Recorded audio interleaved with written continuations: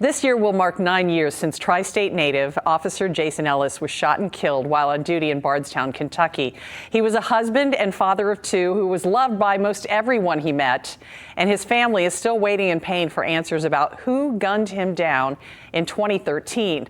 Northern Kentucky native Melissa Morgan hosts the podcast Just the Tipsters, and she's also an outspoken advocate for police looking to solve cases like the one involving Officer Jason Ellis. Good to see you, Melissa. Welcome home. Thank you so much, Sheila. So you did a show last year about Officer Jason Ellis, and just talk to us about, for people who maybe haven't heard about the case for a while, about the elements that make police certain that he was ambushed Memorial Day weekend in 2013.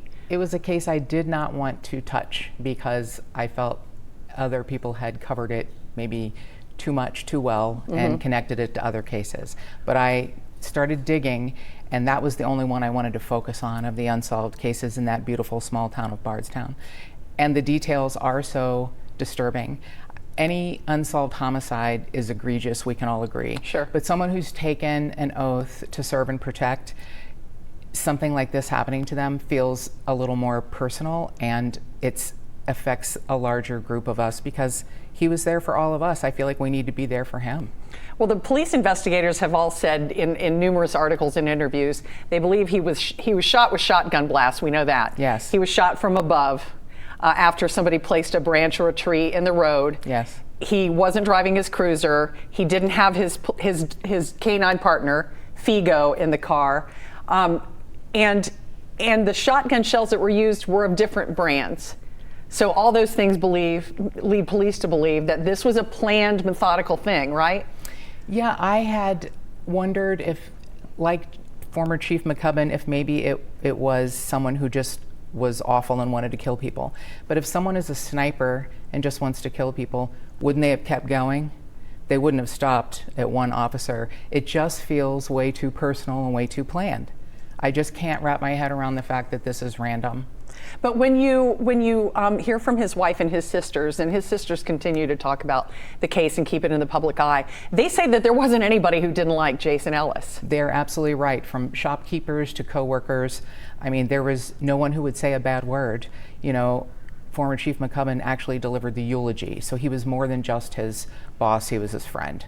And I think Jason made friends everywhere he went. So who would do something like this? Do they have any suspects in Bardstown, State Police, FBI? Because they're all investigating now at this point. They are. That's a great question. I feel like the word suspect may not explain it. I think there are numerous persons of interest, and I think none of us know who those are. Yeah. We can all speculate, but I don't think we know. Well, you touched it on at the beginning of this interview on the fact that Bardstown has 5 unsolved murders. They do. Is a lot of people have speculated, oh, this can't be coincidence that we have all these unsolved murders. Do you think they're related? Do the police think they're related in any way?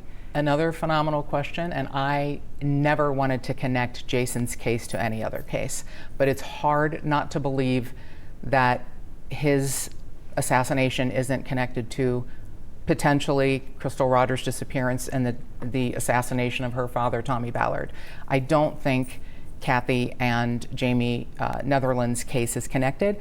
Different MOs, different reasonings probably, but it's very hard for me to now believe that it's not connected, that at least Jason's, Crystal's, and Tommy's aren't somehow related. I feel like there's too much there. Well, for anybody who doesn't know, Crystal Rogers was a young mother who disappeared without a trace. She's never been found. Her dad was obsessed with finding her killer. He was shot and killed, ambushed a lot like Jason Ellis was. Very much. And I know the FBI is getting pretty close maybe to arresting her ex-boyfriend. I read up a little bit on that. We don't have time to talk about all of that, but if people want to talk about Jason Ellis, if they have a tip, if they have any information, the reward's up to almost $200,000. Yes. So where should people give those tips? Well, the Kentucky State Police Post 4 in Elizabethtown, there is a special email hotline for Jason. It's Ellis Case etips at kentucky.gov. A friend once said that there are always 3 that know: the perpetrator, the victim, and God. And I believe there are a lot more than that know. And whether they think they know or just suspect, please call or write in any information you have. If you think it's not important, I'm going to guarantee you it's probably important. Yeah. And KSP Post 4's number is 270-766-5078. And Melissa's website, just thetipsters.com, will be back up online soon. Yes, it will. Thank you, Melissa. Thank you Always so good much, to see Sheila. you. Yeah, Wonderful I hope they to be solve here. that one soon. Me too.